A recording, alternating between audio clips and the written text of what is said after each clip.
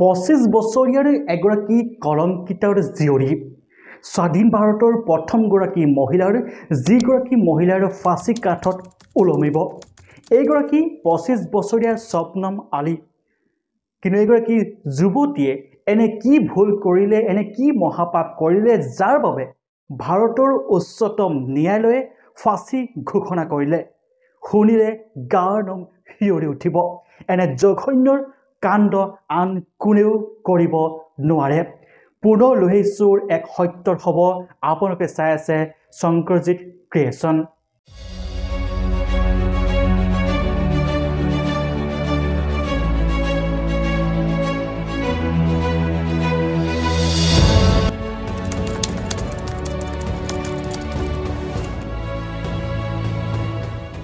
উত্তৰ প্ৰদেশৰ আমৰোহাৰ জিলাৰ হাছানপুৰ অঞ্চলৰ ৱানপখেৰী গাঁৱৰ নিবাসী শিক্ষক শৌকত আলী একমাত্ৰ কন্যা সন্তান স্বপ্নম আলী এই শৌকত আলী পেছাত এগৰাকী শিক্ষক তেখেতৰ পুত্ৰ সন্তান আছে পুত্ৰ সন্তানগৰাকীয়ে বিবাহত আবদ্ধ হৈ তেখেতৰ ফালৰ পৰা এগৰাকী 10 মহীয়া কন্যা সন্তানো আছে ইয়াৰ উপৰিও একমাত্ৰ কন্যা স্বপ্নম আলী আৰু শৌকত আলী নিজৰ পিতৃ মাতৃৰ সৈতে একেখন ঘৰতে বাস কৰে মুঠৰ ওপৰত ক'বলৈ গ'লে তেওঁলোকৰ ঘৰত মুঠ সদস্য হ'লগৈ 7জন লোক কিন্তু এই স্বপ্নম আলী নামৰ 25 বছৰীয়া যুৱতীগৰাকীয়ে এনে কি জঘন্য কাণ্ড কৰিলে নিজৰ পৰিয়ালটোৰ লগতে যাৰ বাবে ভাৰতৰ উচ্চতম ন্যায়ালয়ে ফাঁচী কাঠত ওলোমাবলৈ ঘোষণা কৰিলে স্বাধীন ভাৰতৰ এইগৰাকী হৈছে প্ৰথমগৰাকী মহিলাৰ যিগৰাকী মহিলাৰ ফাঁচী কাঠত ওলমিব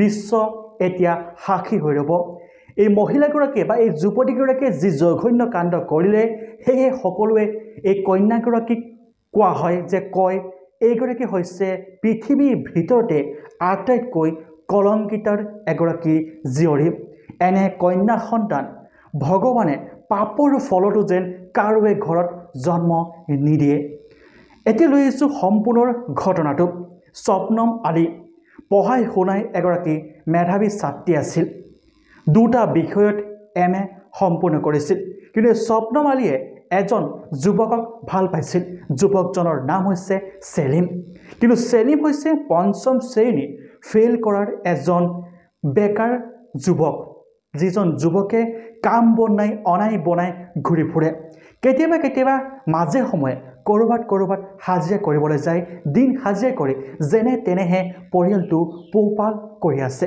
কিন্তু শৌকত আলী একমাত্ৰ কন্যা সন্তান স্বপ্নম আলী হৈছে এগৰাকী ধনী ঘৰৰ জীয়ৰী দেউতাক এজন শিক্ষক কিন্তু স্বপ্নম আলী আৰু সেলিম আলী যি প্ৰেমৰ সম্পৰ্ক আছিল এই প্ৰেমৰ সম্পৰ্কটো স্বপ্নম আলী ঘৰৰ পৰিয়ালৰ সকলো সদস্যই কোনোপধ্যে মান্তি লোৱা নাছিল তেওঁলোকৰ বিবাহ হোৱাটো কোনেও বিচৰা নাছিল আৰু তেওঁলোকৰ বিচ্ছেদ হোৱাটো প্ৰেমৰ বিচ্ছেদ হোৱাটো সকলোৱে জোৰ জবৰদস্তি কৰিছিল কিন্তু স্বপ্নম আলীয়ে সেলিমক ইমানেই ভাল পাই পেলাইছিল যে বিবাহৰ পূৰ্বে শাৰীৰিক সম্পৰ্ক স্থাপন কৰিছিল যাৰ ফলত স্বপ্নম আলী গৰ্ভৱতী হৈছিল কিন্তু তাৰ পাছত কি হ'ল এতিয়া হয়তো সকলোৱে জানিবলৈ মন যাব তাৰ পাছতে আৰম্ভ হৈ গ'ল প্ৰথম তথা প্ৰধান ৰামায়ণখন এই ৰামায়ণ বুলি এই কাৰণে কৈছোঁ ইয়াত কেৱল যুদ্ধ আৰু যুদ্ধ স্বপ্নম আলীয়ে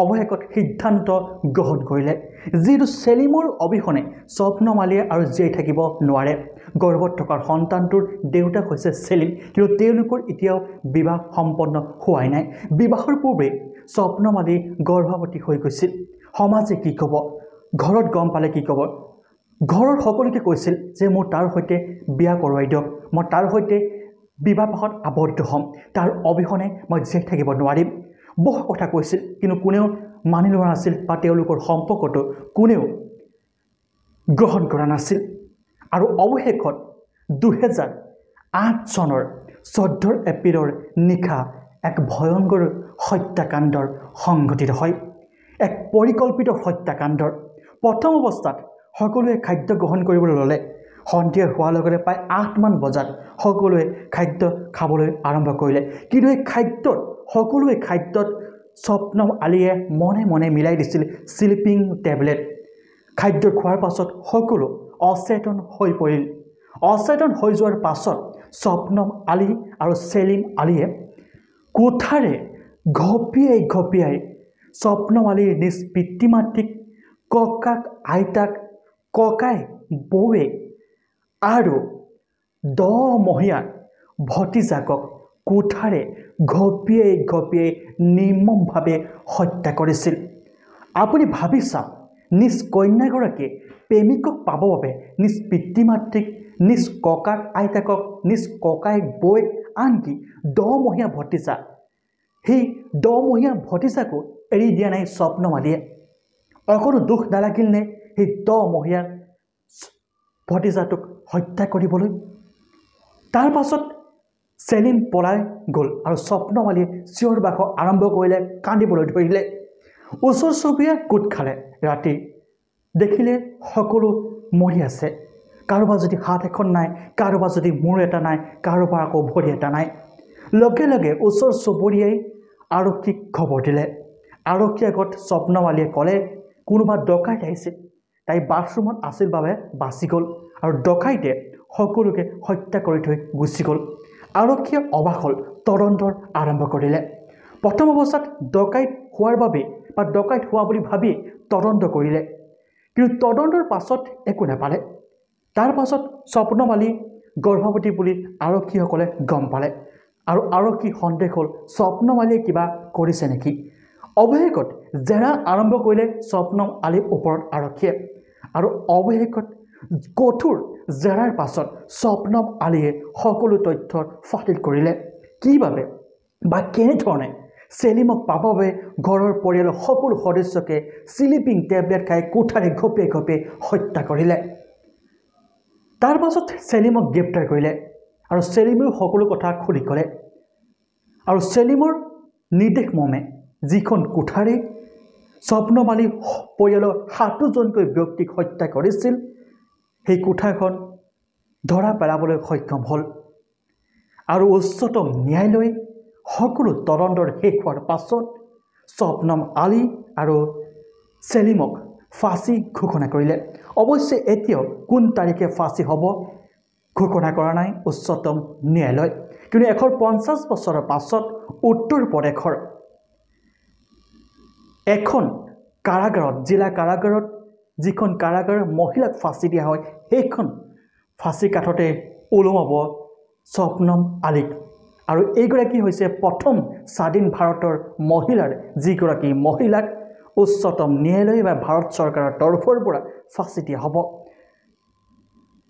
এয়া আছিল স্বপ্নম আলীৰ প্ৰেমৰ বাবে কিদৰে নিজৰ পিতৃ মাতৃৰ লগতে পৰিয়ালৰ 7জনকৈ লোকক হত্যা কৰিছিল। সেয়ে সকলোৱে কয় যে স্বপ্নম আলীৰ দৰে এগৰাকী কলংকিতা জীয়ৰী আন কাৰোৱে ঘৰতে জন্ম নহওক। সঁচাকৈ যিখন সমাজত নাৰীসকলক সন্মান কৰা হয়, যিখন সমাজত কন্যা সন্তান এগৰাকী হোৱাৰ লগে লগে ঘৰলৈ লক্ষ্মী আহিছে বুলি সকলোৱে ফূৰ্তি কৰে, আদৰে, মৰম কৰে, কিন্তু তাৰ মাজতে এইগৰাকী মহিলাই বা এইগৰাকী জীয়ৰীয়ে যেন সকলোকে কালিমা সাধি থৈ গ'ল। এনে কন্যা সন্তান আন কাৰোৱে ঘৰত জন্ম নহওক। আপোনালোকে কি ক'ব? আপোনালোকৰ মতামতসমূহ দিবলৈ নাপাহৰিব। প্ৰেম কৰিব লাগে, প্ৰেম কৰাটো অপৰাধ নহয়, কিন্তু প্ৰেমৰ নামত ভাল পাজনক পাবলৈ এনে কাৰোবাক হত্যা কৰাটো কিমান গ্ৰহণযোগ্য? ধন্যবাদ। জয় অসম। পুনৰ লগ পাম এটা সত্যৰ ঘটনাৰ সৈতে। চাই থাকিব শংকৰজিৎ ক্ৰিয়েশ্যন।